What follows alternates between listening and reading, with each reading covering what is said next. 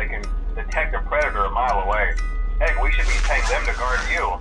Now that being said, no new system is without its kinks. You're only the second guard to work at that location. The first guy finished his week but complained about conditions. We switched him over to the day shift. So, hey, lucky you, right? Mainly he expressed concern that certain characters seemed to move around at night and even attempted to get into his office. Now, from what we know, that should be impossible. That restaurant should be the safest place on Earth. So while our engineers don't really have an explanation for this, the working theory is that the robots were never given a proper night mode. So when it gets quiet, they think they're in the wrong room. So then they go try to find where the people are, and in this case, that's your office. So our temporary solution is this.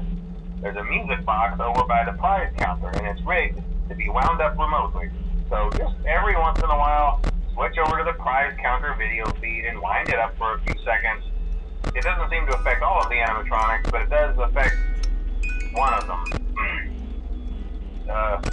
And as for the rest of them, we have an even easier solution.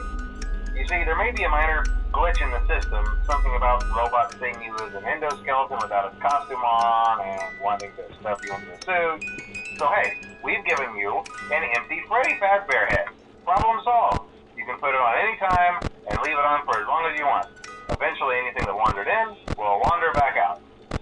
Something else worth mentioning is kind of the quirky modern design of the building. You may have noticed there are no doors for you to close. But hey, you have lights, and even though your flashlight can run out of power, the building cannot. So don't worry about the place going dark.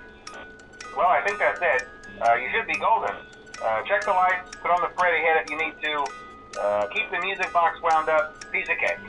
Have a good night, and I'll talk to you tomorrow.